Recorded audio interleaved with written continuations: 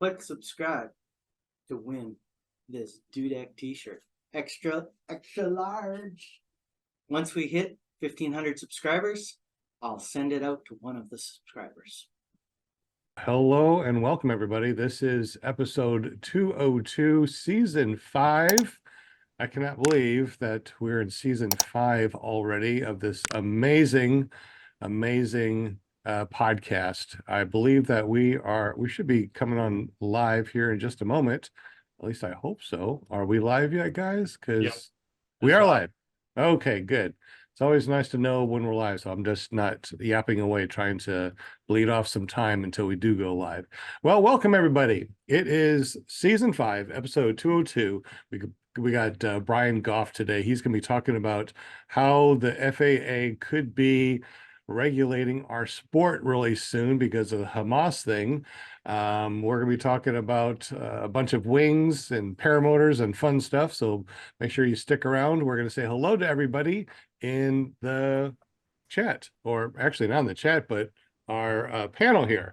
My name is Sean Simons, PPG Grandpa. You can always find me at iflyparamotors.com. But let's go ahead and talk to Linda Anderson. My goodness.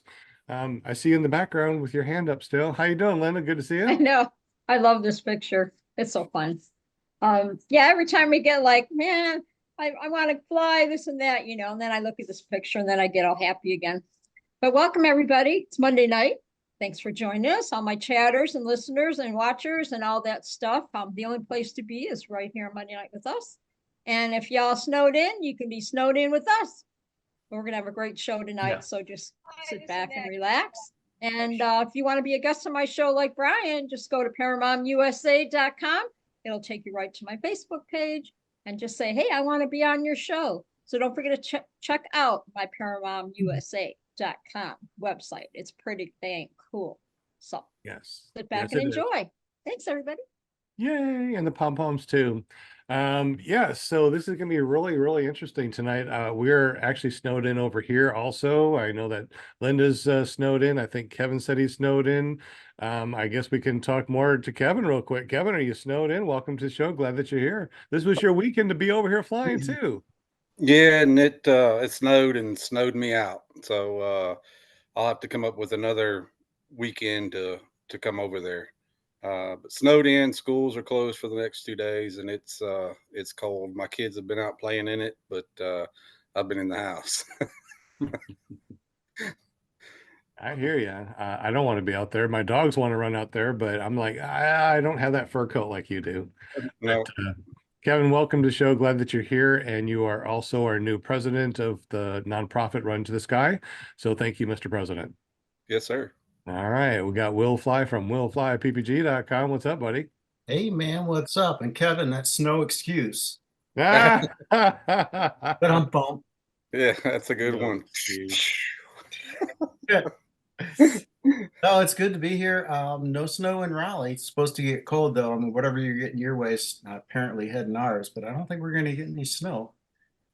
But we were talking, I don't know, I haven't flown in since like over a month because of the cold, what I would consider cold weather flying. Man, oh man. I don't know how they do it up north. I really don't. But anyways, it's good to be here. You want to check out my videos, you can look me up on YouTube, Will Fly, or you can just go to willflyppg.com. Back to you, Sean.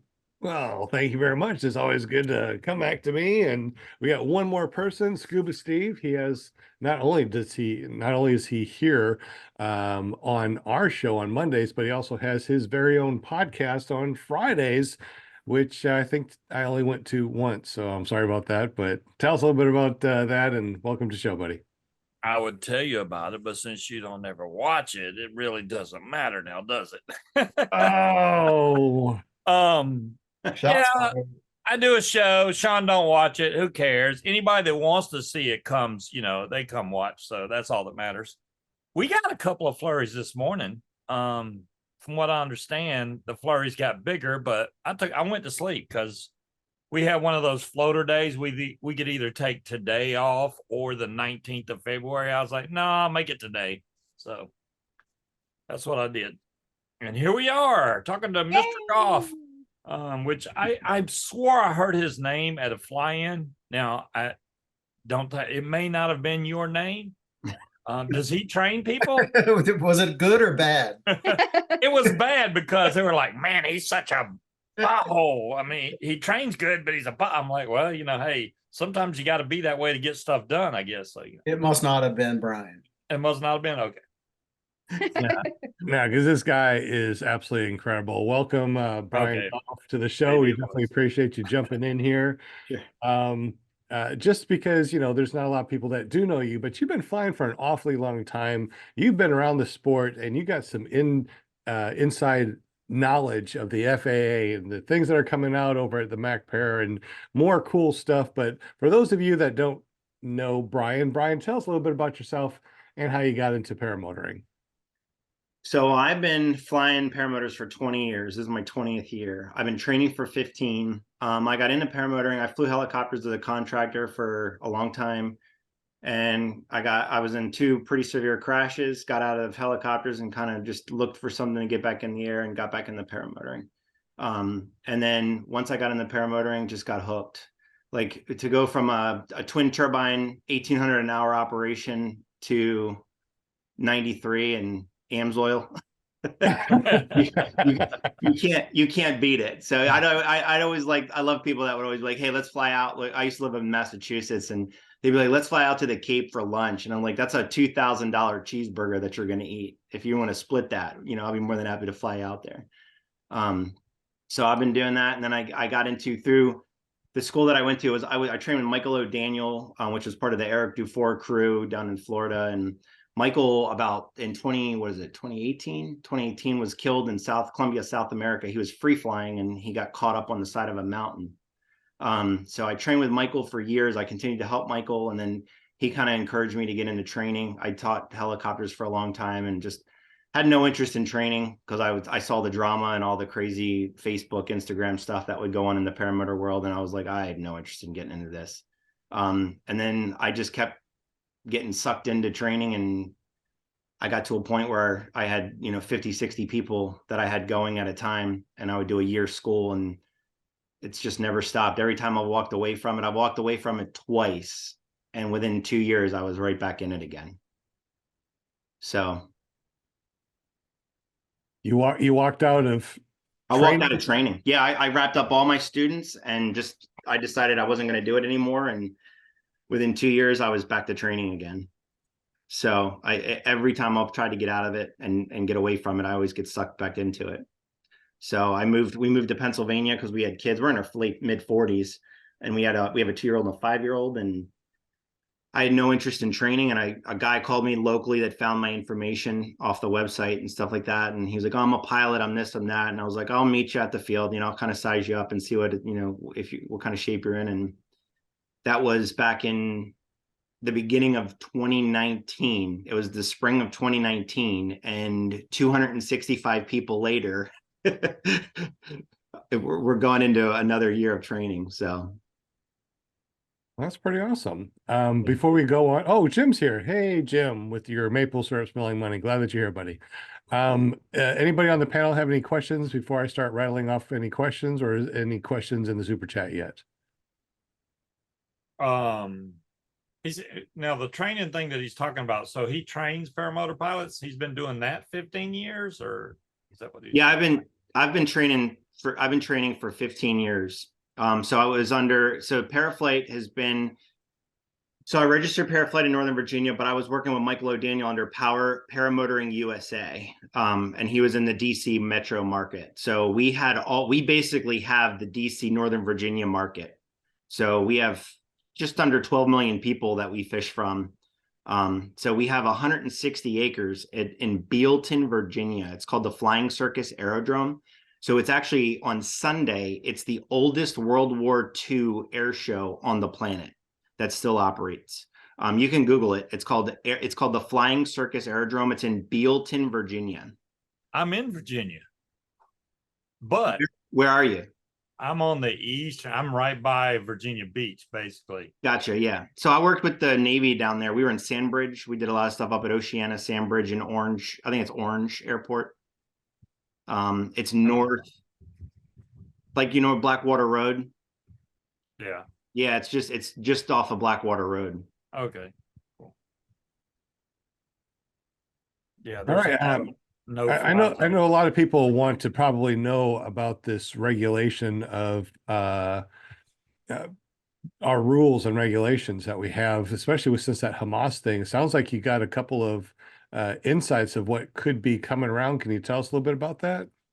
Yeah. So what happened after the Hamas thing? Obviously, that put paramotoring like really on the radar. I mean, we got on the radar because people would basically piss people off. You know, they're flying over farms, they're flying over houses, and they're buzzing and buzzing and buzzing. They get reported, stuff like that. So people are aware of what paramotoring is.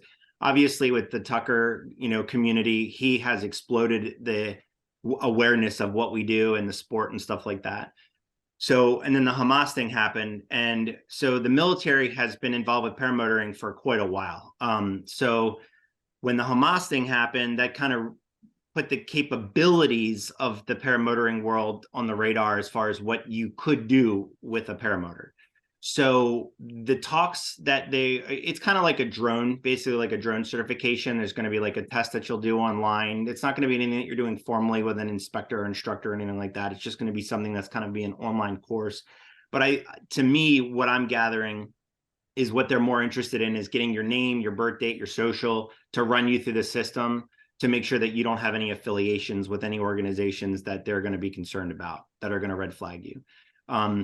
I don't necessarily think it's going to affect what we do. It's just going to be like kind of the drone world. It's going to bring more awareness to the community. So when people that are not following the rules or piss people off because they're flying low or buzzing houses over and over and over again, it's going to be a little easier to, I think, get rid of those people and filter them out or pinpoint them. The problem again with paramotoring is like, you know, that I love people that'll send me a picture and they'll be like, hey, is this one of your students? And I'm like, dude, from 500 feet, everybody looks the same.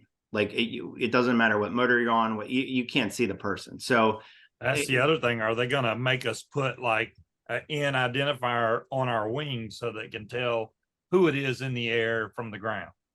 I don't know. I mean, even if they did, I mean, you look at a Quicksilver that flies over you at 1,000 feet. I mean, can you even see the N number? You know what I mean? Unless you got a high power zoom. Right. Like you can't, even if you zoom in on your iPhone and HD, like it's still not clear enough to read. So, you know, like over in Europe, they have those numbers on a lot of the gliders and stuff like that. And they have so I don't know like to what extent it's going to happen, but it's definitely on the radar. Like they're fully aware of the capabilities and what could happen and the stealthiness of it. So, you know, like I said, I think they're going to be more interested in schools running names. So like the guys that are training at your local Walmart parking lot, you know, those are the guys that are going to get, you know, scrubbed out real quick. The schools that are like actually like, you know, registered, they have a business, they've got an airport that they're using. Like I don't think those guys are going to have problems. They're just going to run students just through a system. Like, you know, it's like going and getting a gun. You're going to run your background through a system and they're going to, you know, determine whether, you know, you're going to be approved or not to do the training. Approved or not to do the training for the instructors or for the students? For the student. So it'll give you a green light or a red light. So if there's anything that pops up that you've been flagged for, like if you had any type of interactive with any type of organizations that's red flagged by the government, you know, I mean, you could pursue it. I mean, you could go out, you know, you could train it, but you're probably going to end up getting either severely penalized or jail time. I mean, they'll throw some extreme, you know, offense out there that it'll avoid whoever, you know, they get tangled with and get involved with them. Interesting. Any questions on the panel, or did we get any questions in the super chat yet? Yes, Jim. Yeah, with the pilot's license, they don't do a background check on you, do you? Do they? No, but I mean, you're right. The thing with a pilot's license is I mean, you're registered, right? I mean, you're filling out a ton of paperwork for the FAA. So, I mean, they're not doing a background check on you. And I'm not saying they're doing a background check on you, but they've got your name, your date of birth, your social security number. You know, they've got, you know, who you're training with, your instructor, the N number of the aircraft. So, I mean, you're not going to get away with anything, you know. I mean, if you rent an aircraft and you went off the radar in Bermuda Triangle, they know that, you know, where you were on the radar and who you were in the airplane. So I think that's more of what they're getting at. They're not running a background as much as just if you have any affiliations or you've been flagged for anything, you know, that could tie into, you know, getting into something that could get you in trouble. Yeah, it's like a registration more than Yeah. anything. It's like a That's drone. It's like a drone license, basically. I mean, I have a drone license, and I mean, it was like, you know, like 50 questions, I think is what it was. I mean, it was a while ago that I did it. So it was just online. It was just a program online. To me, it reminded me of the boater license, like in Virginia, we were on Lake Anna, and you got the boating license to operate the Coast Guard license. You go through that little program that they do. That's kind of what I think is what they'll end up doing. Well, you know, there's a lot of, I mean, ultralights is just anything that's powered under 254 pounds.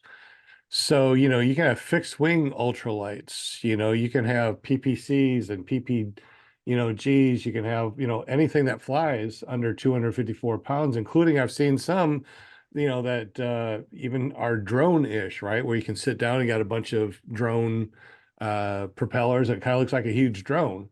So, I mean, you know, when it comes down to something like this, you know, if somebody wants to do something bad, they can do it bad in ultralights. Anything. Yeah. Anything. I mean, you can go and build anything you want to, and you don't need to be trained anywhere either. I mean, you know, just any type of background, you can make an airplane or make Sure. something that flies, you know, so. The guy landed a gyrocopter on the White House lawn, and they had no idea that he was coming in with all of that technology that they have. We actually did a flight from Quantico up to Andrews. They were testing a radar system to see if they could pick up paramotors. We had 4 paramotors, foot launch. We had 1 person on a trike, and then we had 2 PPCs. And we got escorted up the river by a helicopter, and they were running these radar tests to see if they could pick us up. And they could see like blobs of something. They couldn't identify what we were. And then that dude, like, I don't know, what was it, 5 or 6 years ago, 7 years ago, that landed the gyrocopter on the lawn, and they had no idea that he came down the Potomac River. So yeah, you're right. I mean, honestly, the technology in drones are pretty insane. Like we have where we are out at Shoestring. I don't know if they come out of Dover, Delaware, or if they come out of like Fort Meade or down towards like DC, but we've had drones that they look like big RC jets that are, you know, you see them, you know, they're moving quick. But they're flown remotely from, you know, 400 miles away, 300 miles away. We reported it, and they were like, oh yeah, it's just drone activity. There's, you know, they didn't put a drone tam on the TFRs on any of the sites, so we didn't know about it. But they were pretty low. I mean, they weren't tangling with us, but, you know, we could easily see what they were, and that they were not manned, you know, they were unmanned. So the radar actually did provide an echo from a paramotor. it didn't give them it just basically was like a hot air balloon. It was like a blob on the radar. So they could see something. Yeah. But I mean, I mean, obviously no transponder or anything. So No. Nope. Well, they could tell something was there though. So I mean, that's something. Yeah. And they could tell its Oh. speed. You know? And it would depend on your height as well. Yeah. And this was 10 years ago. So I'm sure that they've improved on whatever they were testing at that How high point. were you guys? We were at like 2,200 feet. And the reason we were at 2,200 feet is because so if you look at the Potomac and you fly out, there's Reagan National Airport, there's Alexandria, Virginia, and then Reagan National, which is right on the river. And then directly across the river is like, you got the Washington Monument, the White House, and then Andrews is you go off to the right, like where the Woodrow Wilson Bridge is. So we were on the Maryland side at like 2220, and we were ranging 2,100 feet. We were up and down, kind of flying the coast, because there was not a lot of outs. So we went into that altitude. We decided to fly at that altitude so that if the motors quit, we could get over to some type of farmland to get and not go into the river. So, but what was interesting is as we were coming up, there were planes coming into Reagan National because they were landing from the south because the winds were coming out of the north. So it was wild. The fact that they had, you had commercial jets, that were, within a mile of where you were, just watching them come in on the left-hand side. And it's just one after the other. It was neat. And then, they didn't give us a whole lot of information other than, yeah, you guys look like, basically they said we look like birds. So I don't know what a bird looks like on a radar because I don't look at radars, but they definitely picked up that there was something there. It's us flying like a bird. So Yeah. are you by Right. DC? Are you close to DC? Isn't there a lot of air? Yeah, I live in Lancaster, PA now. So like I used to live in Oh. Arlington, Virginia. So the Flying Circus where we teach in Bealdton, that's our training field. It's 160 acres. So I have that location and then the school up here in PA at Shoestring Airport. And then we go down to Newbern. Newbern, we have probably the coolest training facility in the world in Newbern. We have a 3,000 acre sod farm with a 45-person dormitory on site. The problem is even in Newbern, all these 2-week programs, or that we scheduled a couple of trainings and we get 4 or 5 days out of it, and the weather goes to crap. So then we end up canceling it, and we just stopped doing that stuff because we get too many people that take time off of work and Airbnb. They have kids, so we just kind of stopped with the 2-week-long stuff and just kind of do the weekend warrior is what we call it. Where, and then we'll do, if the weather's crappy up here in the summer, we'll go down the Newbern for like 4 or 5 days. If it's good Wednesday through Sunday, or I'm sorry, Wednesday through Sunday, we'll go down there and train if the weather permits it. So we kind of bounce up and down the coast, and then anybody that's available that can do it, we invite them along. Okay, pretty interesting. So, with all the stuff with Hamas, paramotors and things like that, making it to where we could have something that can ping, something like a ADS-B out or something like that, that's similar, but something that can show that we're there, especially to other airplanes that are flying around, I think would be beneficial, in the long run. I mean, obviously don't require them, because I don't want more requirements, but having the ability to be able to ping yourself wherever you are, especially when you have other air traffic, would be pretty beneficial. What do you think about that? Do you think that will ever be part of regulations in the future? I don't think so. I mean, they do have ADS-B. You can get ADS. There was a gentleman at Bad Apples last year. He showed me I have videos of it on my phone. He has the whole ADS-B thing set up on I think it was on a Fresh Breeze unit. And I was looking at it, and the amount of wires that dude had wrapped around a paramotor. I'm like, all you need to do is have one mishap, and just you're catching all that electrical. So if they had something that was on your phone that you could just transpond off your phone, and they do have Gaggle. I think if they did something on Gaggle, or ForeFlight has some stuff that they can track. I mean, with all the technology we have now, I was going to say, all they need is an app on your phone that connects with the tower that's close by and tells them, hey, you're in the air at whatever altitude. Would be really simple to make, and they just need to put something at the airport to identify us, and we'd be good. Yeah, I don't see that, but instead of ADS-B, which is still way too expensive for a normal paramotor pilot, they need something for the cell phone, because most people has a cell phone and just done. Yeah, and even the ADS-B, I mean, they're down to like $1,200 for an ADS-B system, but it's not even and I don't think it's the cost a lot for a lot of people. It's going through and hooking it up, like the battery that you need and all the little there's all these little like resistors, transponders that they have connected to it, and they solder it, and it's like they run the antenna up the line, sometimes the glider, and it's just like, dude. Wow. You got to you got to MacGyver that together, I think, to make it work like efficient. Now, if you're going to be a knucklehead and try to fly in, that airspace, if you're going to fly in Class B airspace like DC, or, if you're going to go into the, and file a flight plan, or, because you want to go through something like that, you're probably going to have the know-how and the, to do all that stuff if you're going to, try to fly in that type of airspace. But for the most of us, I mean, all we care about is kicking corn and soybeans. It's like, Yeah, I want the a lot of exact opposite. I want to stay away from the big right. You know what I mean? Well, I know with the drones, they do have the ADS-B on the drones, but I think it's just ADS-B in? Do they Yeah. have out also on the big drones, or is it just in and then software that can kind of do it out? Do you I know think anything that's how about that? depends on your pocketbook. I think if you go deep enough in your pocketbook, you can put anything you want on them now. Like I said, the paramotor one, the unit for the paramotor is only about 3 inches long. It's maybe 2 inches by 3 inches long. So you can easily throw that on a drone, like an Inspire, a DJI Inspire that holds like a, like an 8K camera, like a Canon camera. You Right. can really put that on there. It's not like it's gonna kill your battery or anything like that because of the weight. It's a transceiver? Yeah, you can, I can tell you, hold on. Just the receiver. Yeah. Because I know, yeah, because pretty much anything you can get an ADS-B in, it's just paying out from where you are. That's the problem, unfortunately, is that's where the money is. Because like you said, ForeFlight has it, the ADS-B in. Yeah. Hold on, I'm looking up the site. Let me see if I can find it. But I also know too that the ones for the drones are for unmanned, and you're not allowed to put an unmanned ADS-B on something that's manned, like ultralight. Let me see. These are expensive ones, but here's one here that's the same size. It's by Aircraft Spruce. It's 2,000. It's $2,100.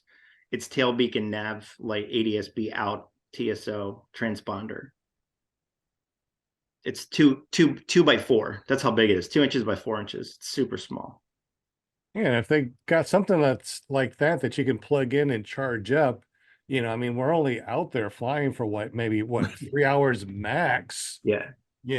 So any type of, power thing that we can put on it, kind of like with, with our GoPros, we can extend our GoPro batteries with battery pack. So see, that's one thing I think will eventually happen. We're going to have some sort of ADS-B in and out, something like that, or at least something that pings outward, and probably it's going to go through Gaggle, I would assume, or something like that you can open up.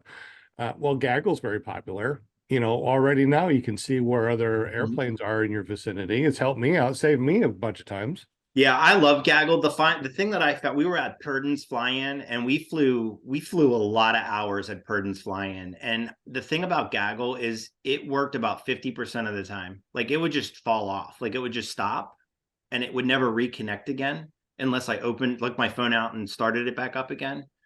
But when it does work, it works well. I mean, it's an awesome app.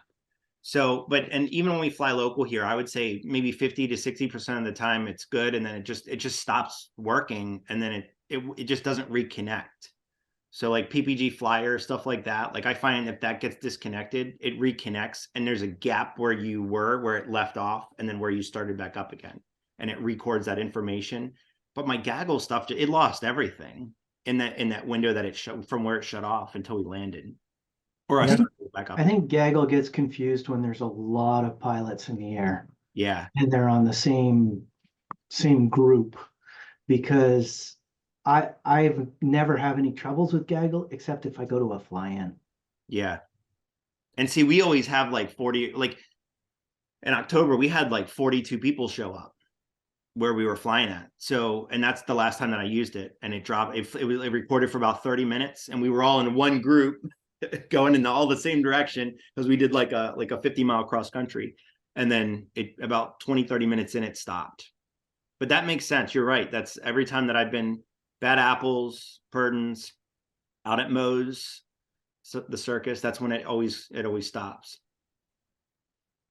Could be just the internet thing, because I know that if I go into a crowded place, even the city, in certain spots, you can't get any signal, or as far as internet, even though you have like 5 bars, because everyone's using the internet. So maybe that's what's going on, is that the internet's just being overloaded in that certain area with all the pilots. Yeah, the bandwidth. Yeah. Yeah, but yeah, I think, I mean, I mean, strobe lights are great, but I mean, I've been flying, like commercial stuff for a long time, and I can tell you right now, even in a helicopter at 100 knots, you're not looking for a paramotor. So, that's flying 20 miles an hour. I mean, you can see them, but if you had an idea that, or just a vicinity of where they were operating at, even if they're 25 feet above the ground, just so that you knew that they were there, that would be a super handy thing to have to prevent anybody, getting hit or, getting into trouble. Well, most pilots fly with ForeFlight, don't they? No, because they don't pay No. $400 a year for it. Yeah. Oh, okay. Some pilots No. don't even fly with the radio. Yeah, most of the people that I've been, almost all the fly-ins that I've been to, No, no, no, no, no. nobody I flew mean, over it. I mean pilot. Sorry, I mean private pilots or sports. Oh, yeah. Almost all, Yeah, yeah, ForeFlight. yeah. Yeah. Yeah. And so if you're using gaggle, then you have ADSB out for that particular, it's not ADSB out, but anybody on ForeFlight can see you. Yes. So it's pretty good that way. I mean, aside from paramotors, I mean, if you're flying with paramotors, it's not that big of a deal because you know to be looking out for everybody. But Sure. So I'm Jim, more concerned about the airplanes that are half asleep on autopilot, just letting going. Jim, are you saying that people that have gaggle, people that have the ForeFlight can see us? Yep. Yep. There's a setting on there. I think it's called Safe Fly. And you set it up and then you put your name in there or whatever your call sign is going to be. And it tells them that you're in the area, tells you the altitude. It tells the same thing that you receive when you're flying and it says there's an airplane at 7 o'clock at 5,000 feet. They get that too.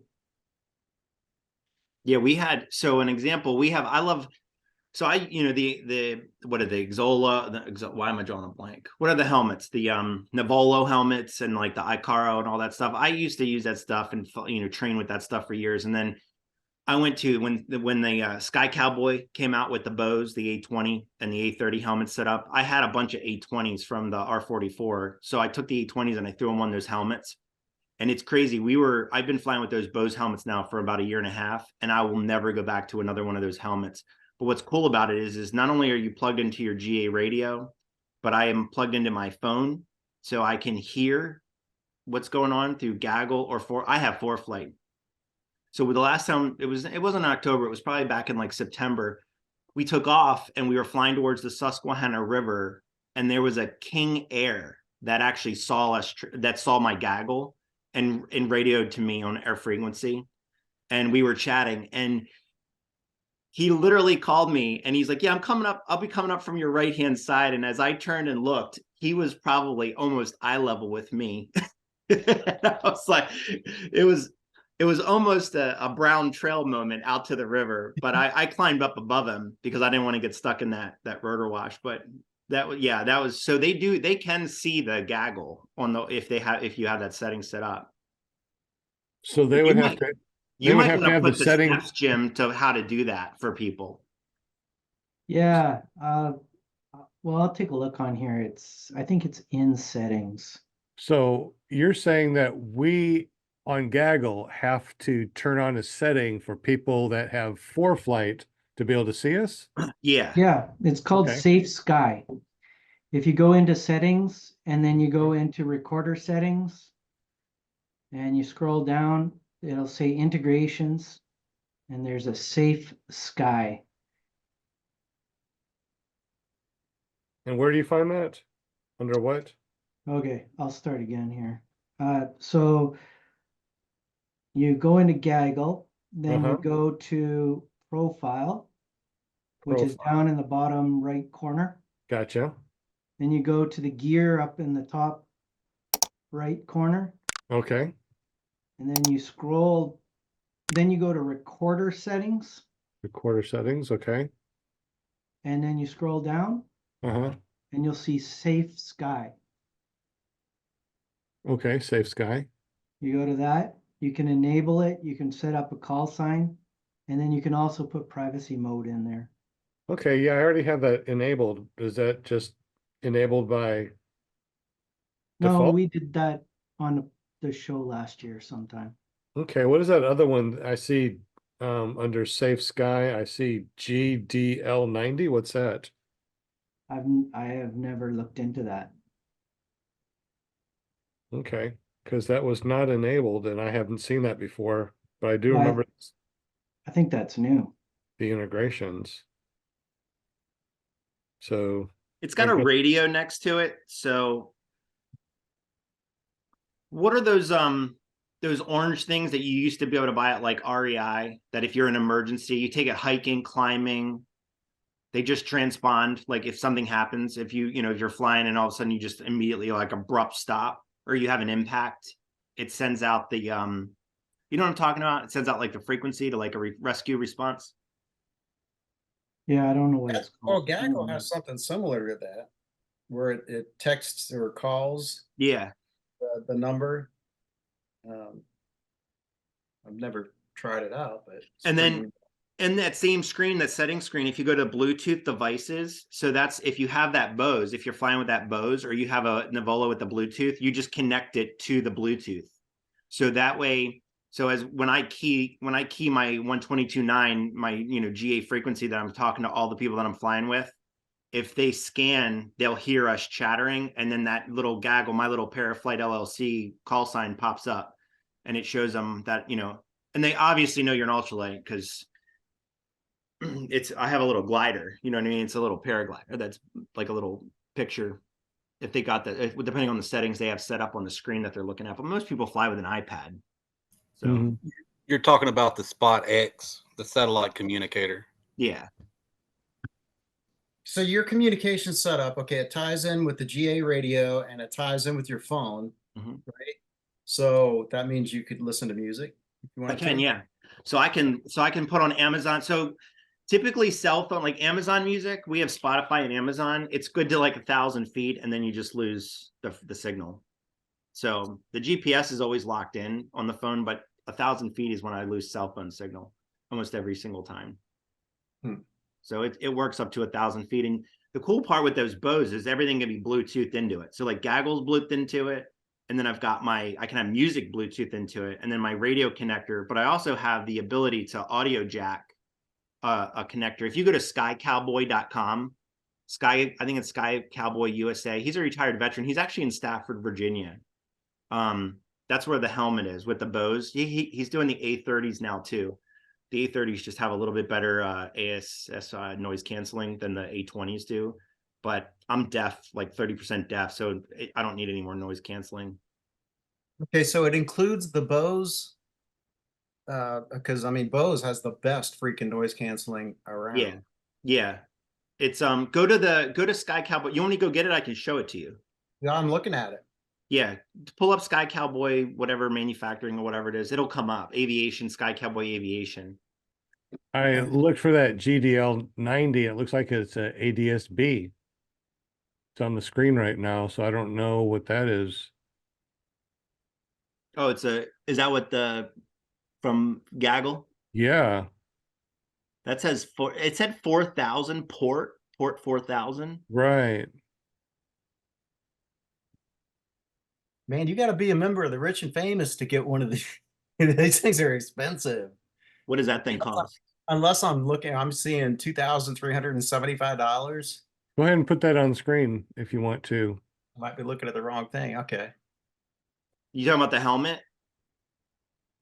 I'm gonna pull it up on the screen. Honestly, so what happened was this is the best way to do it if you want to get into the helmet is don't get the A30s. The A30s just came out last year. There it is. So that's my helmet there in the top left. Okay, so that's the 2375. Yeah. So but that's the A30. I use the A20. So you can so the A30s came out last year from Bose, and I had a bunch of the A20s from the helicopter. So I'm like, I'm not spending all that money for a new set of headphones when I have 4 pretty much brand new ones. Yeah. So what you can do is do the DIY kit, which is there on the right. It's $498, and then they give you the stirrups for the Bose. And the thing is when the A30s came out, everyone put their A20s on eBay. So just pick up the A20s for like $600, and then you pay $500 for the helmet. So you're in it for an Navolo cost, and you just got to do it yourself. So, and then you obviously just got to read the description of eBay to make sure that they're not selling you junk. Because if a lot of these guys, they'll throw those Bose out there in those airplanes that sit outside, like North Carolina. Like every time I go down and see Darren, there's like 5 airplanes sitting out there baking in the sun all year. Yeah, with the headset just just dangling. Yeah, it's like, I mean, you don't want to buy that crap. You want something that's like hanger kept, or like you get a lot of these guys that get in. I'm going to get my fixed wing, and then they get out of it, and then they throw this stuff on eBay. So that one up there for $2,000, that has a good Bose on it that's comfortable. Is that what that is? Yeah. So I can get mine too and show it to you if you want to see it, because you can get, so like I said, 820, the bump helmet, it's called a Wendy bump helmet.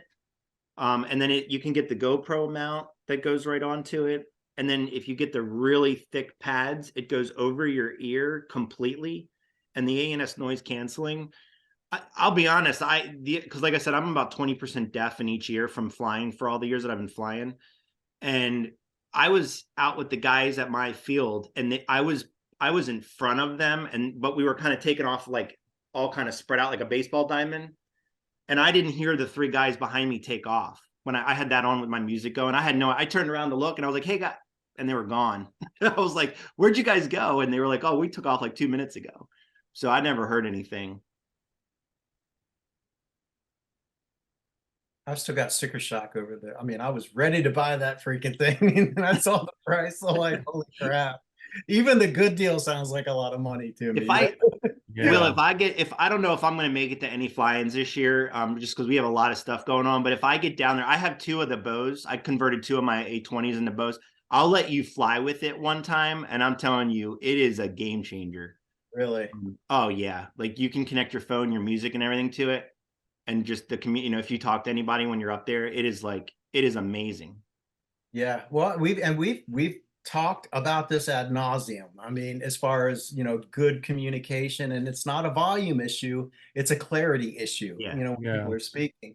And I can talk and communicate to the GA, group, because I kind of know what to expect that they're going to say, and I can kind of fill in the gaps. But I mean, after you ask someone to repeat something 10 times, you kind of feel like an idiot, So, Oh never yeah, mind. in this, I don't even think, even with my loss of hearing, I think my volume is up like 50% on the Bose when I Yeah. turn ANS on. It's so clear. And the music, it's like listening to like gym, like I have the little Bose that goes in your ear. It's the same quality as what I listen to when I go to the gym. That's what I'm using now, the wireless ones. Yeah. Are you using wireless? I'm using the am. wired still. Well, I sent in the wired to get repaired or whatever, or warranty, and they sent me back the wired version, and I didn't complain. And it does a great job. Yeah. But they Yeah. are Are using, you able to talk with the wireless ones? I don't know. Like I said, Yeah. I kind of gave up. They're on just them. they're like AirPods, like Apple AirPods. They're the Bose. Oh, I think yeah. the Bose way better than the Apple AirPods. Like I was in the car and I had the Bose in, and they were like, "What do you want? Like, are you on your car Bluetooth?" And I'm like, "No, it's just the Bose wire. Just the whatever the little earbuds are."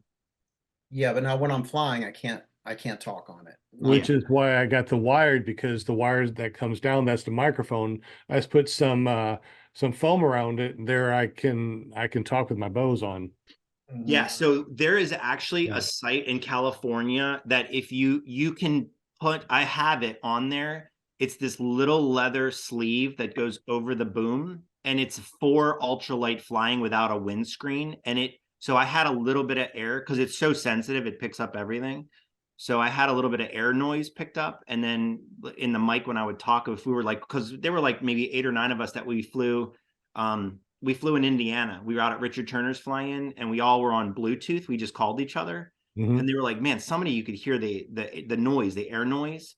And I had bought the little thing that go over the boom, and I just didn't install it. And I landed, installed it, and then we flew that night, and it was everyone was like, "Dude, it is so clear. It's like you're sitting here at a bar talking with me with no noise." It was insane. So, Yeah. it's like $7, $8. So do your A20s, do they have Bluetooth built into them? They do, yeah. Okay. Because they have a separate device that you can get so that it'll have Bluetooth connection, and then you can connect it to your nav radio as well. Yeah. Yeah, But if you're gonna buy them on eBay, like I said, when the A30s came out, everyone sold the A20s. Just pick them up on eBay, but make sure they're Bluetooth. And I've the got only thing, so many sets of radios now. It's crazy. dude, I know. I over the years, I think for the I mean, school, I had like 10 Icaro helmet, those Solar X helmets from Javier at my, Aerolite. And I'm like, So people were like, "Hey, can I just buy this from you?" So I just got a belly full because the wires would break or they'd have an issue or something was always wrong with them. You couldn't hear, you could hear, but you couldn't talk. So students would be like, "Hey, I'll give you $200." I was like, "Take it." So I got rid of all of it. And then once once that adapter, that DYI came out from Sky Cowboy and I converted the Bose, I'll never go back to it. And I've even let students use the Bose helmets. Like I have a couple of older guys that I was a little worried about. And I was like, well, I know if they wear this, they're in trikes. I was just like, I know if they wear this, they'll be able to hear me crystal clear. So, and I just call them on the phone and just that way we don't have to push any buttons or anything. And I just have a conversation with them. And they were like, man, that's insane. And of course they're like, yeah, I want to buy this. And I'm like, well, it's about $2,200. They're like, yeah, forget it.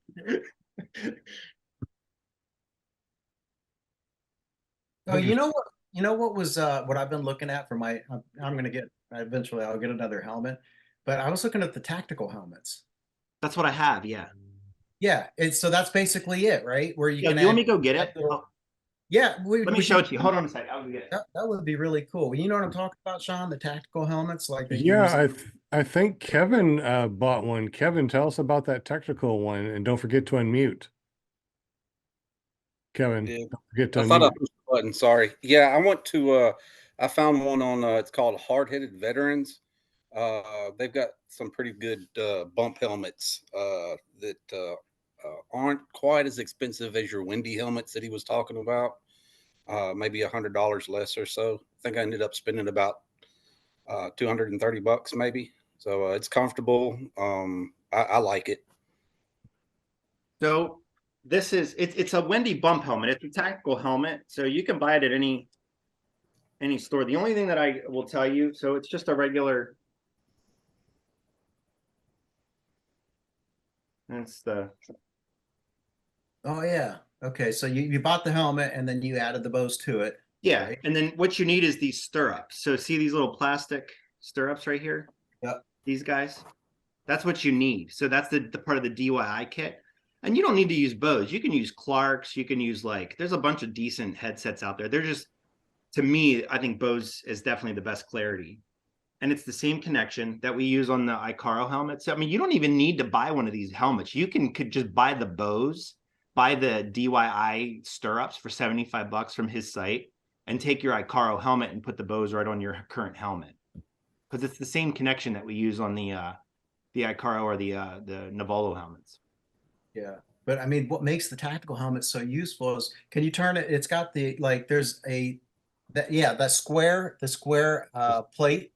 That's like a standard thing, right? Mhm. Kind of standard for connections and stuff like that. Yeah. Man, that's like super handy. And some of them you can like put a little portable battery back there, for your Yep. GoPro and Yeah.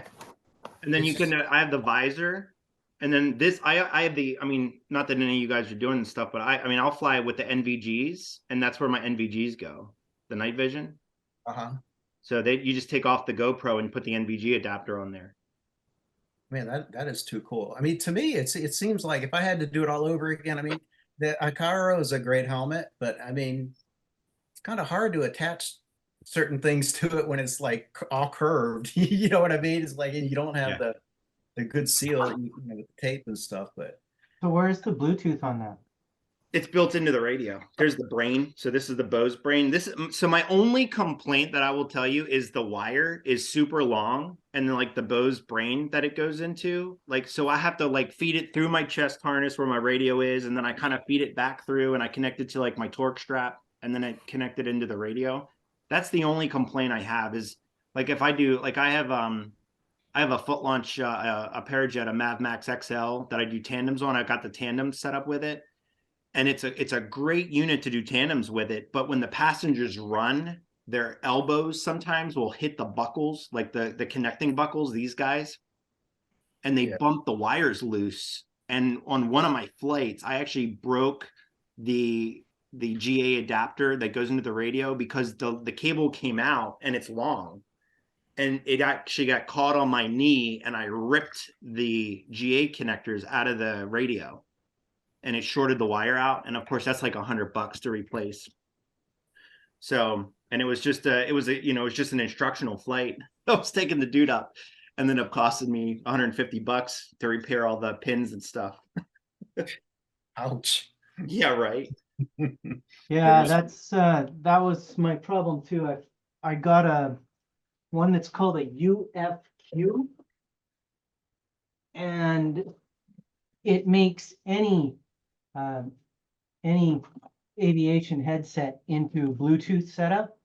Ah, And it's exactly like that. And it's really long art. So you got to loop it around in the front here, Yeah. and then you got to hook it into your radio. It's a monstrosity of a connection. yeah. Yeah. And then that's my only complaint with them, with the Bose. And then that's the cover that I was telling you about. So it's got where you talk into it, and then it's got the noise canceling in the back. And it's just like a rubber band that goes on the bottom of it. And that eliminates all the static. You can put this on any paramotor that's got any type of noise canceling, or like the deluxe comm systems if you have an older one. Where You do can you put get that that? It's from that site. Just Google Bose A20 noise canceling mic boom cover. And the site is in California. Like I said, it was like $7.98 for that cover. It's like a real thick padded leather cover with the holes in it. And I put it on my Icaro helmet, and it made a world of difference because it's just a deluxe comm helmet.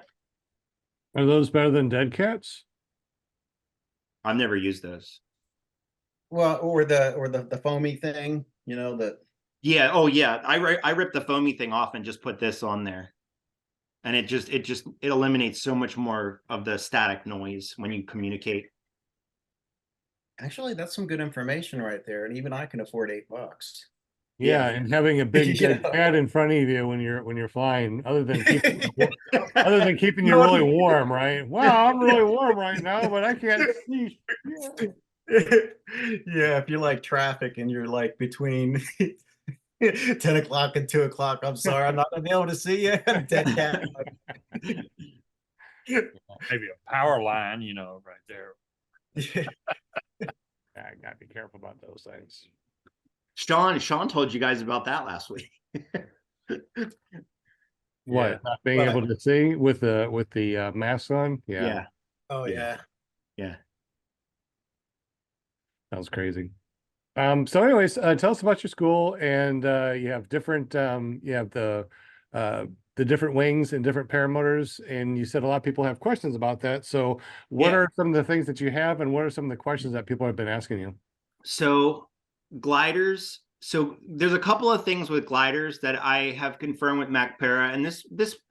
So first of all, gliders pretty much across the board at this point are pretty safe. Like a lot of people are like, I get calls about reserves. What are the odds of a collapse? It doesn't really matter the manufacturer anymore. If the glider is like 2020 or newer, the gliders are pretty resistant to collapse. I mean, you got to be in some pretty gnarly air if you're, worried about collapse on a paramotor, because the paramotor is pushing you through the crappy air. So you're slicing through it. And if you're on a reflex wing, people are like, well, I want to fly, I don't want to fly. I want to fly an EN wing versus a reflex wing. And I will tell you, like the reflex wings, I have seen some of the EN wings that we've got. Like we got A and B EN wing pilots that are out here because they're free flyers. They like to go down to Virginia and fly out at like Front Royal and stuff like that. And I have actually seen those guys have more wingtip tucks than I've ever seen I've never seen a reflex wing wingtip tuck on some of the areas that we fly out there in Shenandoah, like out towards Front Royal. So there, the Charger 2, which is the wing that a lot of people know, especially at fly-ins. I mean, it's you got to do some really gnarly, stupid stuff. I've actually barrel rolled and flipped a Charger 2, and I threw the brakes, and the wing basically just reset itself with almost no input. I mean, it's like it's pretty resilient. So that's number one. Number two is they're not releasing a Charger 3. Everyone keeps emailing me and calling me about a Charger 3. There is no Charger 3 coming out. I talked to Peter last week privately on WhatsApp at MacPara in Czech Republic. There is no Charger 3. There is a few things coming, but it probably won't arrive until 2025. It has nothing to do with the Charger, though. They just released the Colorado 2. So the Colorado 2 came out in 2023. There was about 100 I don't know exactly, but it was 100 and some orders for the Colorado 2. And at the fly-ins that we did, we had almost 100 and I want to say 181 people flew that glider.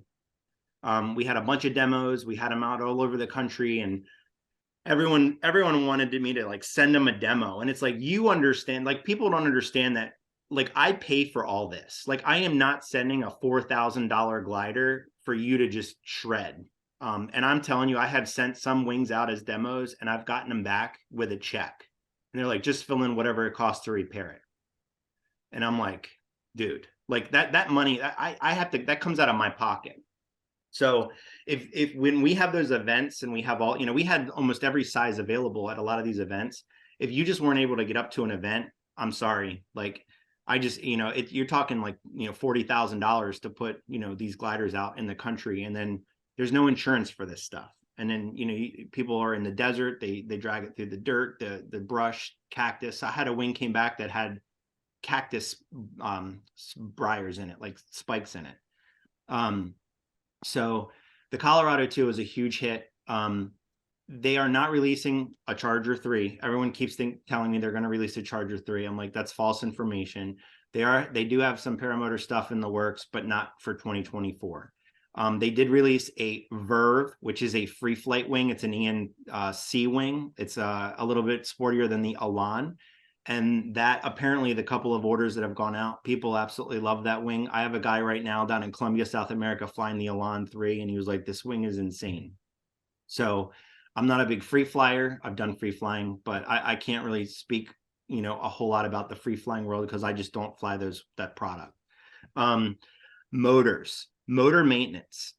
I probably get 40 or 50 emails a month about motor maintenance.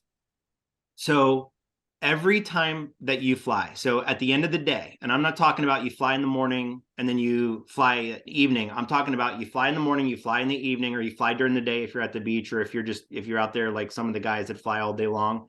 At the end of the day, if you are flying for several hours, it is a 2-stroke motor. Check your head bolts. Check your spark plug. Check your manifold, the two 10mm nuts, because most of you guys are on a Moster or an Atom 80. Check the 10mm nuts on the Moster, the little copper bolts, the manifold bolts. If your motor is new and it's under 10 hours, they are going to loosen up. Stop putting head temp gauges under a spark plug, especially under a spark plug with a crush washer. If you're going to leave the crush washer and then you put the copper ring underneath of it, you're going to get air inside of that and it's going to melt your engine apart. There was a guy, I think Will posted, I'll get to it, or somebody posted to it. There was a guy that has like a quarter size hole in the middle of his piston. And if you look around the perimeter of the cylinder, it's covered in oil. That tells me that motor has been bubbling oil from the head for probably 25 hours. Because it's so burned into the aluminum head. That doesn't happen if your motor is like semi-maintained. So at the end of the day, you got to check your head bolts. You got to check your spark plug. I have these guys that are like, well, I've got like 100 hours on my BR9ES or whatever. And it's like, dude, every 15 hours, you're supposed to get rid of that spark plug and put a new one in there. And it's not because those spark plugs is failing. It's the oil that you're mixing with that fuel that gags up the diode in the spark plug. So the number is the temperature of which the spark plug burns. So everyone typically runs those BR9ES spark plugs. So the R in the spark plug number is a resistor plug.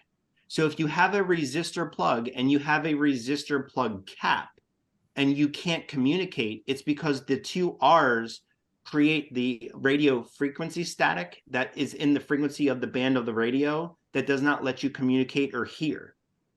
So you'll also hear the motor when you go to power. So if you're going to power and you hear the motor whirring inside of your helmet, that's because you have a resistor plug and a resistor cap. So they have a couple of options. One, get rid of the resistor cap and just get a regular plug cap. Two, you can get these little, they look like they're about maybe 3/4 of an inch long, and you can get them on Amazon, and they're they bite on top of the coil wire, and they will eliminate all of that static. So like Will said earlier, I can't hear, you've got to ask 10 times. because the radio, clarity sucks. If you put one of those on the coil wire, it'll really sharpen the radio sound inside of the helmet. The So- ferrite barrel, Yes. little ferrite barrels. Yeah, Yeah. They work really well. they do. Um, And actually, I did that and it did help. But I can want to say, if you're going to do that, tape the barrel, because when you put it on there, it snaps. And I've actually had one come off. So I put a little. Yeah, black electrical tape around it. So that's another solution. So if you're running in hot temperatures, like I get these guys like in Arizona that'll send me their motors. And I mean, I've rebuilt, I don't know, 40 motors last year. There was a motor in Arizona. I mean, I don't even know how this guy got the hours out of it. I mean, he had literally almost killed the entire diameter of the piston, almost up to the piston wall. I mean, how he made it as far as he did on this motor. So I rebuilt the motor. I sent it back out to him. And I told him in the summer, run a 10, run a BR 10. And the 10, the higher the number, the cooler the plug runs. So you can run the same fuel and oil mixture, but run a higher number in the summer because it runs the plug a little cooler so that you don't add that extra heat inside of the engine. The other thing is everyone uses the modal oil that they recommend from Vitarazi. So and I'm not going to go into the conversation that I had with Vitarazi because you guys, I don't want to get into a political thing online. I'm telling you right now, 1,067 students. I think we've had in 15 years of training, I think I've had 12, maybe 15 motors have put holes in them. We use AMSOIL, Sabre. AMSOIL, Sabre. And we run it at 50-1. It's 100-1 mix. It's the oil that they run in an 8,000 horsepower nitro drag car down a track at 400 miles an hour in less than 3 seconds. If it can withstand that, your little crappy redneck lawn chair flying paramotor is going to be perfectly fine. So the modal oil tends to run on a little bit hotter, and it likes to build up a really thick carbon footprint on the top of the piston. I can show you pictures in my phone of a modal piston. All I got to do is remove the head of the motor, or I use my camera and I stick it down in the motor, and I can tell you right away, not even looking at your gas tank, what oil you're running in there. So That's how Vitarazi, when they do their maintenance, when they do their warranty work, isn't that how they can tell what kind of, they can Yes. tell for Yeah. the gunk that's built and up? the response I got from Vitarazi is, well, Mr. Bryan, we are in the business of parts. We're in the business of motors and parts. That's the short version of the answer that I received. So it builds up a really thick carbon footprint on the piston. Well, what happens is as you're flying, and that carbon footprint, it starts to become like a coal in fire. So think about a campfire. You got all the coals at the end of the night. Well, that carbon starts to turn into those coals, and that's all that additional heat in the top of that cylinder head. The AMSOIL has a carbon buildup, but it's very minimal at 100 to 150 hours versus the modal oil. So, and again, I'm not telling you to do it if you're going to be by the book and you're going to stay by the warranty because you got to fill out the warranty paperwork. In 20 years that I've been flying, the few warranty things that I've sent in to Vitarazi, nothing has ever been approved. So it's like, at this point, I mean, what are you warrantying anyway? We don't have a lot of cracks and stuff like that in our mufflers. Every 5 hours, go through the entire engine. So you're going to check the 4 head bolts. You're going to make sure your spark plug is torqued down. You're going to check the 2 10mm manifold bolts that hold on the tune pipe. There's 3 little 10mm nuts that hold on the silencer. There's a little, I think it's an M5 Allen key that holds that little bracket around the silencer. That thing, almost on every engine that I check, is I can almost take it off by hand. And a lot of them come off in flight, end up going through your prop. So you've got to check that little Allen key. You got to remove the air box. You got to check the 4 little reed valve. I think those are M5s. And then you got to check the 2 little Allen keys inside of the little flange on the carburetor, because those 2 little Allen keys, and you don't want to over tighten them because that's a plastic flange. So you'll crack the plastic flange. So you just have to snug them up. So all of that, when that loosens up, that's all additional air going into the fire, right? So think about your campfire. When you blow air on it, it really flames up, right? So that's all this additional air that you're putting into that combustion, and you're overheating that cylinder. And then you start to lose loss of power. You lean forward and the motor shuts off. It's because what you've done is you've taken the top off of that piston. If you have the older motors and you go to power and it starts to go into power and then it just goes out or it almost shuts off or stalls, the older motors, 90% of the repair is that little black vacuum tube that goes from the carburetor over to the crankcase. So the jug sits up here, you got the crankcase, you got where your prop pulleys are, and then there's a nipple on the crankcase, and then there's a nipple on the carburetor, and there's a little black hose. That's a vacuum hose. That hose is very important. The length is exactly the length that it was on the motor that when you received it. There's an inner dimension of compression in the bottom of that jug. And if you have that hose too long, it changes the vacuum in the circuits of the system. So then the motor won't run properly, or it'll feel like the coil is missing. So you have to find the exact length. So when you get the hose from like skysportsusa.net or whatever, and it's a little longer, lay it next to the one that you pulled off and then measure it and then cut it exactly the same length and put it back on there. I cannot tell you how many motors I've had guys rebuild the entire motor, and they did a great job. And the only thing they did was they didn't cut that hose to the right length. And you learned that from personal experience, didn't you? I did. I met a guy with the old Parajet with the one, I think it was a 172, 175. I'm sure somebody on there will know what it was. It was the old Parajet motor. He was from Maryland. He came down to New Bern, North Carolina, and this dude was with me for like 3 days. And I went through this entire motor. I tore the entire motor apart. We took the crankcase apart, and I mic'd the entire inner guts of the crankcase. And I did all the math to figure out what the spatial dimension of the bottom of the crank was that the vacuum needed. And I literally took the hose that he had on there and I nipped a quarter in. He had sent this motor to like 3 different people, like John Erickson, to like, I forget who else had the motor and tore it apart. So I nipped a 1/4 inch off of this vacuum hose and it went right to power. And he was like, holy cow. He couldn't believe that we fixed it. And he still flies it to this day. So it took me, I didn't know this, but that was the last thing that I could think of that could be the problem. And that's it. Like I said, it took me almost a full day to tear this apart, because I had to split the crank, mic it all out, and then we put it all back together. So it took a full day to do all that. So that length is extremely important. The new carbs don't have that. So it's not something that you have to worry about. If you have the hiccup where you lean forward, you're warming the motor up and you lean forward and the motor conks out, 90% of the time, replace your fuel line.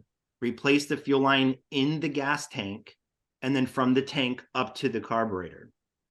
And another thing too, I've noticed too, that happens, it could be your compression port, that little small hole when you open up in your piston, that little hole could be full of gunk. Yeah, so that's full of carbon. So Yep. you got to if you take a little screwdriver bit, or I'm sorry, a little drill bit, I recommend that you do it by hand, because I've had guys that they've seen the videos that I posted on YouTube and they'll go in there and they'll go in with a drill and they'll miss and they'll go right down the inside of the jug with the drill bit. And then they try to use sandpaper and polish it out. And then the rings get caught on it. It becomes a whole fiasco. So you can use a drill bit and just use your hand and work it down into that little hole. Another tool that is really good, go on to Amazon and get a dental, like a human dental pick. They're razor sharp on the edge because they're like designed to scrape plaque off of your teeth. So if you have a dental pick, get a straight one. It's got like, it literally looks like a javelin spike on the end of it. And you can use that and you can kind of bore that carbon out of that decompression port. I've also Um, noticed too that the ones that you can put into a drill, you know, with the big block on the end, I forgot what those are called, instead of you just, you know, using a chuck. yes. The drill bits that have the big block on the end, they won't slide down if you drop it. Yeah, the ones that go on like an impact gun. Yes, yes, yes, yes. Yeah. So yeah, any of those, what you can even get a little hand turn drill too, that you just turn it like a regular, like I don't know, like you're winding a toy up or something. You can turn it and you put the drill in the end of it. You can use that too. You can get them at like Lowe's, Home Depot. You can find them on Amazon, but you got to be really careful not to scratch the jug.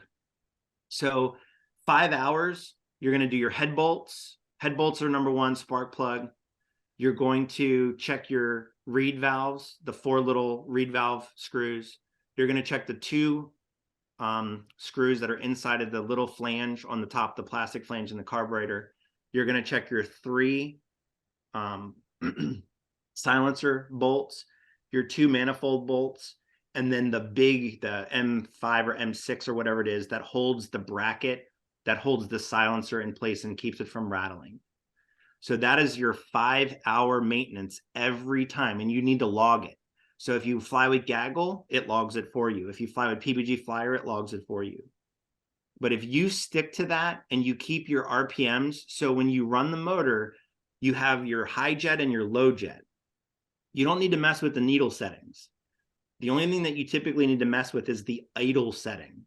So when you go into the cooler air, you get more dense. It's thinner air. It's more condensed air. You don't have that real hot expanded air like we do in the summer. So a lot of times the motors, when you fire them up, you warm them up, the prop engages and it's just spinning at idle. You can just back down the idle. Everyone wants to change the low jet and they want to either lean it or they make it too rich. And then they get that mid-range chirp where you're flying along and everything kind of jumps on you. So 90% of the time, it's just that idle screw. So what I do, and people see me at fly-ins, and I think Will was at one of the fly-ins when he was like, I can't believe you're sticking your hand in there. I leave the motor running. I'm trusting you 100%. I think it was at Bad Apples. You were standing there with me and you're like, I cannot believe you're doing this live. Birds. Purdon. Yeah, I think it was Purdon's. Yeah. I mean, I'll get up on a helicopter while the blades are running to look inside the calibrations to make sure that all the trueness is happening properly on the head. Like I'm that idiot. So I stick my hand behind, like I have you hold, make sure that you're not going to touch the throttle. And I grab the prop and I go in there and I manually adjust it. And we can usually dial it in to where it's like butter. Sorry, I have a light.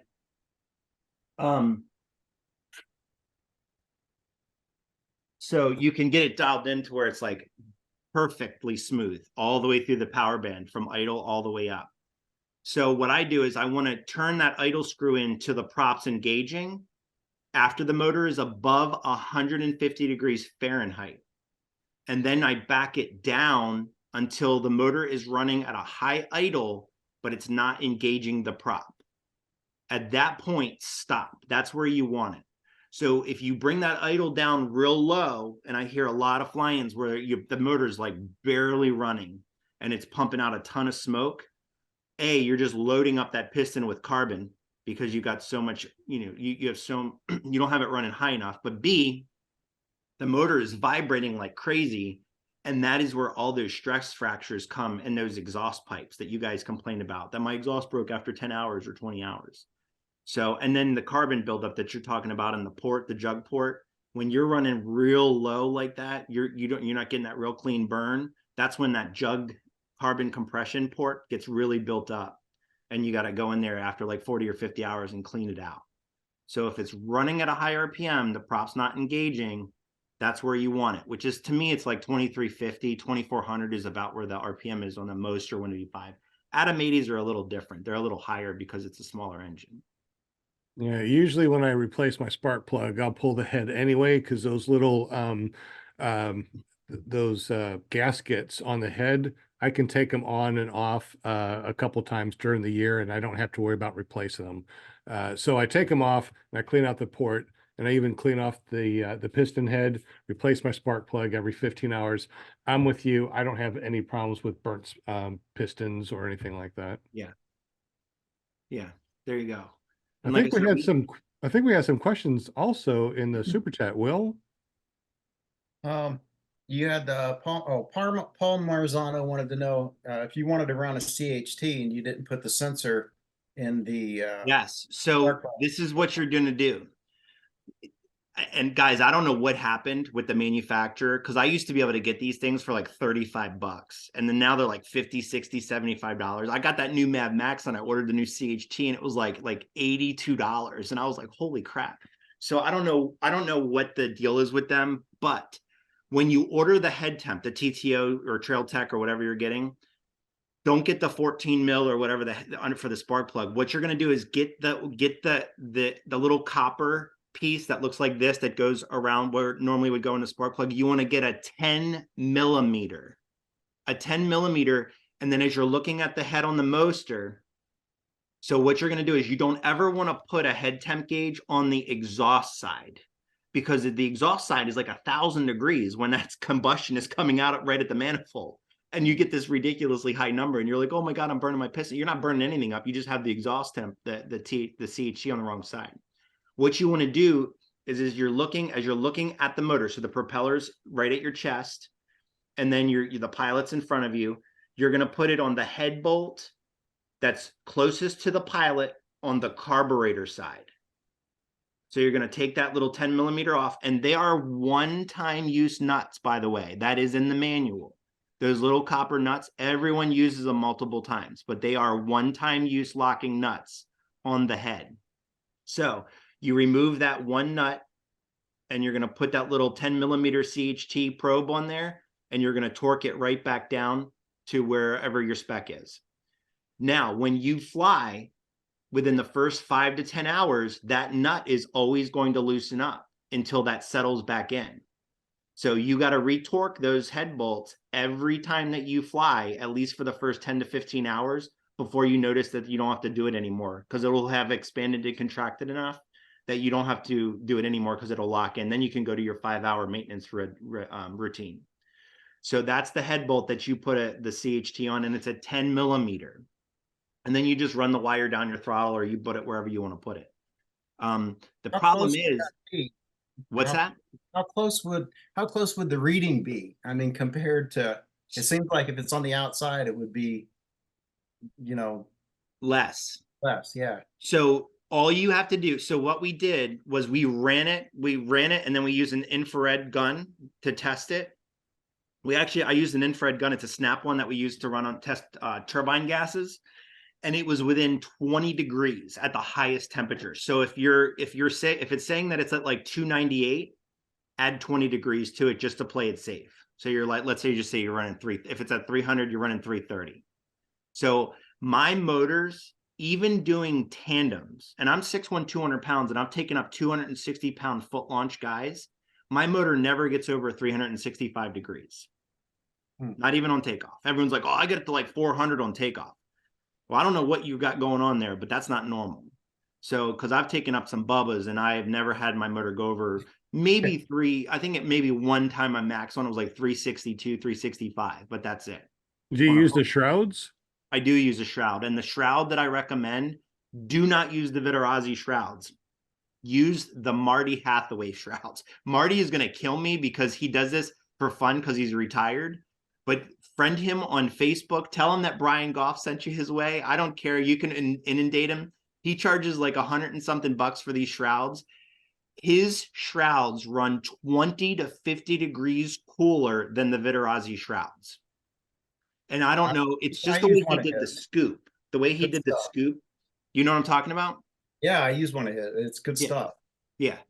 So that is the shroud that I recommend. And again, he's retired. He does this for fun. So if I know one summer I sent him like a ton of people and he was like, dude, I'm retired. And I was like, not anymore.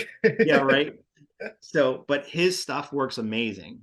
It works way better than the Vittorazzi stuff. We have every motor. We have 7 motors out on the hangar, and every one of them, I think, has one of his shrouds on it. So, and then you definitely need a tack and an hour gauge if you're going to, and again, Amazon. Everyone thinks that this stuff comes with like the paramotor. Like these are all like, it's aviation. You're buying everything. So you're not getting anything as a full package. Even the full packages that you get sold, you're still buying pieces and parts. And then add all the wants, to the list, Right. things that would be cool. Yeah, I hear you. Yeah, you're not. I mean, I don't think you're getting into this. If you're a Parajet and you're on a Mac Para with training, helmet, radio, and you're not buying real fancy like helmet radio, I would say you're in it between now with the inflation about 16.2 and then to 17.2, and then trikes are 17 to 20 grand depending on how crazy you go if you're going new. Yeah. So, and I tell people, do not, unless you know the school or the instructor or the person that glider came from, I strongly advise against you getting a secondhand glider, because I have never had a student that brought me a secondhand glider that we did not discover major repair work that was not done properly. So, matter of fact, the last one that we had, I test flew it, and when I landed, one of the cells had completely unstitched.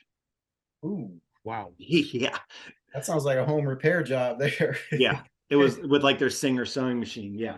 Well, unfortunately, we've discovered that on eBay, mostly on eBay, what people are doing is they are buying up junk wings and junk paramotors. They are welding them crappily, if that's a word. They paint them. They make them look much newer than they are, including, like you just said, they stitch the wings and stuff like that, and they sell them on eBay, and obviously they don't fly. So even if you talk to them, they'll probably say, "Oh, I'm selling it for my friend or whatever." Yeah. Well, those are the ones that I've seen over at the school, where same thing, stitches come undone, the welds break on the paramotor. Yeah, eBay. I don't think I'd recommend eBay as far as buying anything. Now, a lot of times the Facebook places, not marketplace, but our groups, they seem to be pretty good. I've heard a couple people that got some crap stuff. But you would recommend going to schools, getting demos out of boxes from schools and stuff like that. Yeah. Either a demo, and I mean, they demo wings, but even demo wings are, I mean, my rule of thumb is, I mean, so my dad he's a retired rear admiral in the Navy, right? So he was a fighter pilot. So I've been flying since I was like 6 years old. If you demo anything in aviation and you don't own it, you're probably not going to take care of it as if you have $4,000 or $5,000, $3,000 tied up in it.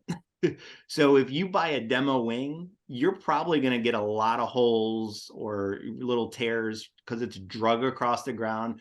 And I can tell you, every wing that I had, those Colorados that we had out this summer, yeah, man, I took it out there and I kited it for like 2 hours. And I mean, this one wing that I got back must have been kited through like a briar field, like a cornfield that wasn't completely, no, I mean, I was like, dude, I could make Swiss cheese out of this. I mean, it was like, I actually took the wing and sent it back to Mac Para, and their first email when they got it back was like, what happened to this? Because it looked like somebody hung it upside down and took a AR-22 long rifle and just shot 22 rounds through it. What the heck? So yeah, so it's like school. So what I'm talking about is, I get a lot of people, usually older folks, that'll come out. We'll do like an introduction flight just to see, so they can see what it's all about. They buy all this equipment, and then they come out. They spend a month or so. They're out there on the weekends because they have full-time jobs or kids or whatever. They get one flight in, and they're like, you know what? This just isn't, I just don't have the time. And, they realize that how much is involved, and they're like, I can't do this. I don't have the time to commit to it. So I'm like, leave your gear in the hangar, and then, I'll post it up for you. And that's the stuff that I'm talking about. That's what I would recommend. If you're going to go secondhand, get something like that, because it was under my eye the entire time. I know nothing happened to it. It's got all the original parts that came out of the box. And it's like, I have no issues with selling something that I know every minute, as far as what's happened to that glider. And then there was a guy, it was not a Mac Para wing, but he calls me up and he's like, man, can I put Mac Para risers on this? I'm not going to get into the brand. And I was like, no. I was like, what happened? And the trim buckle completely disintegrated on its like first flight, $4,000 wing out of the box. And I was like, no, dude, like you got to order the OEM part for that. Like that's set specifically for that line length. Like you can't just marry, random parts together. And he was like, yeah, but I don't trust it. And I was like, that's not my problem.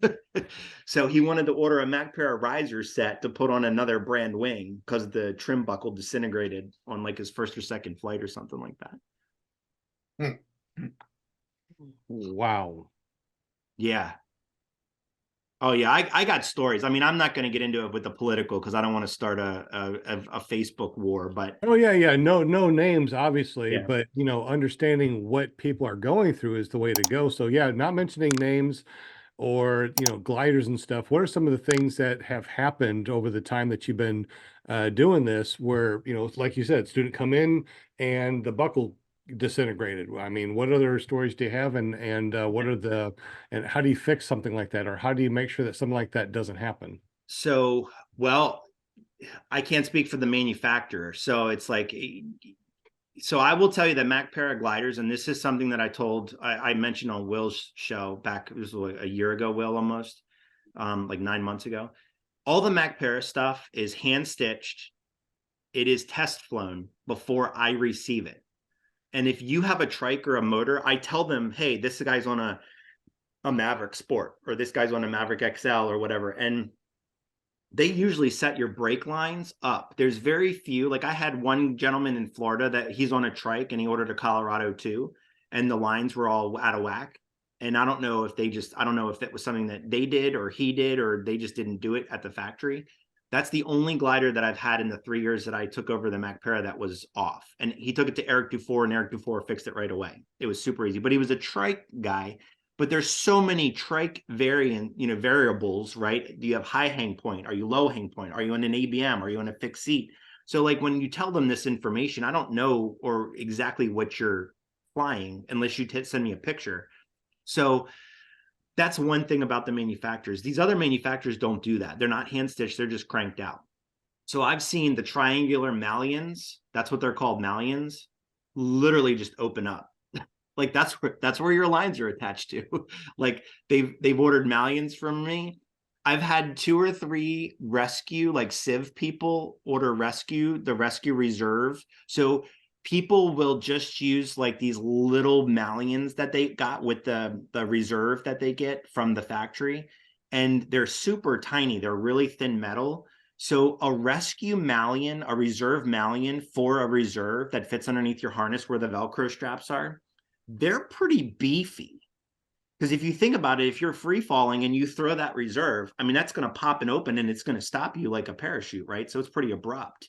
If they're like paper thin, anyway, this guy sent me one that broke, but thank God, when he was a skydiver and he used that elephant ear thing, which is like a little rock climbing nylon wire that like looped into itself on top of the malleon that he had on his paramotor. So the malleon literally disintegrated and the Y bridle came off the malleon, but it was still attached to that elephant loop. And that's the only reason that the guy was he walked away from it. So, wow. And it was a reserve that was part of the package deal. Well, we're going to throw you in a reserve.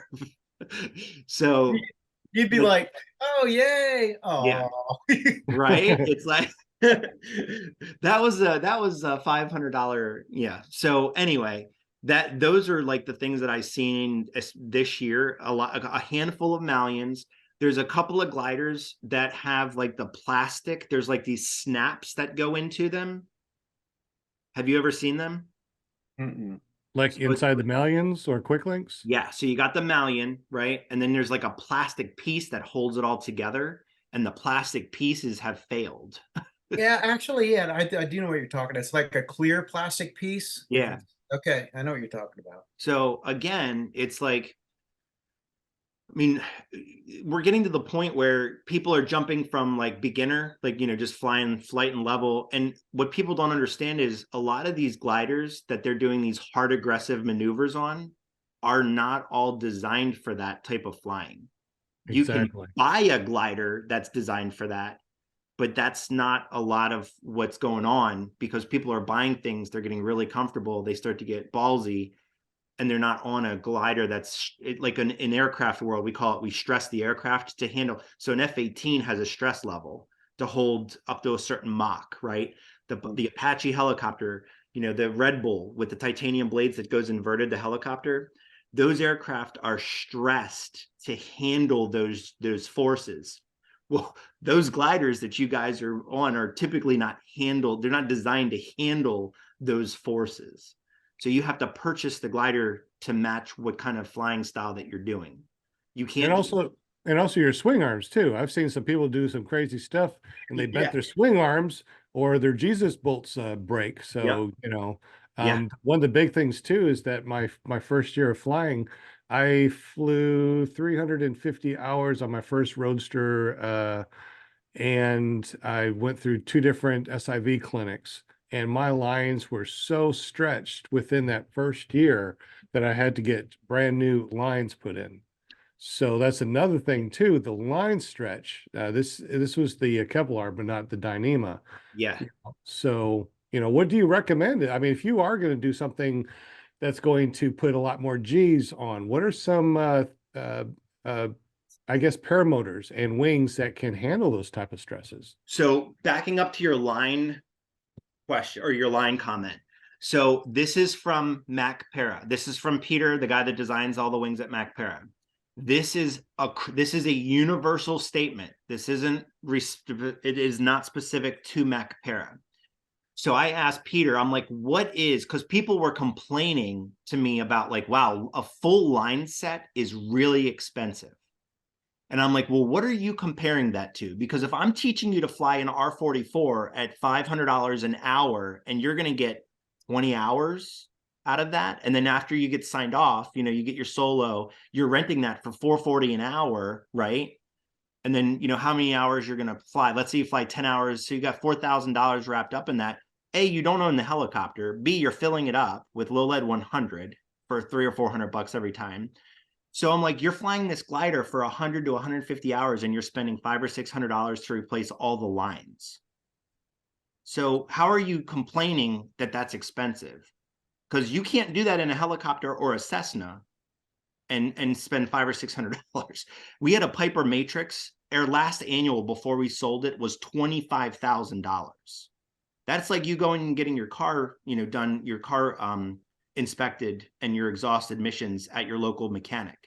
That's what the annuals are like on an airplane, $25,000. So the line comment or the line statement is paramotor wings. The lines on a paramotor glider are only good for 150 hours. A free flight wing is good for 200 hours. So regardless of the type of flying that you're doing, 150 hours, you should replace the full line set and send it in and get it inspected. If you're free flying, it's 200 hours. If you're doing really aggressive clinics like the SIV clinics and stuff like that, at the end of the season, he said, send it in and get it inspected and then let them determine at how stretched and how, worn out that stuff is. But you said, how many hours did you have in that year? I did at least 300. At least 350, not including kiting. And So you were double. Yeah. I was putting massive amount of, and of course, after going through the SIV clinics, I would do flat down spirals on a paramotor. I would do, wing overs and stuff. But after that first year, and I realized that, just, flying, if you just take off and fly, buzz around and come back, those lines will last you a lot longer than doing any type of acro. You do any type of acro, and you're going to be replacing your lines, which of course is not expensive. To replace all the lines, sending it in for inspection was about $800. Yeah. So no big deal, really cheap if you're going to go out and do something, that your wing is going to take care of you. And that's the whole idea when we're flying PPG, is to make sure that our equipment is safe. I replace my carabiners every year, regardless if I need it or not. I replace my my fuel line, whether I need it or not. Obviously I think I need it, but even if I don't, all the different shackles, I replace all the shackles too, get brand new shackles. So I replace a lot of stuff. every year, whether I feel like I need it or not, just because those carabiners can eventually stress out on you. And I don't want to be the guy that, comes down on a streamer because, I decided, I'm not going to spend $50 this year on carabiners. Sure. Yeah. And another thing, if you're using the aluminum carabiners, the 18 kilonewton carabiners that come on like all the Parajet Mavericks, and they come on almost all the paramotors that are out there, they're like the light silver. Right. Mac Para has a pair of stainless carabiners, and I think they're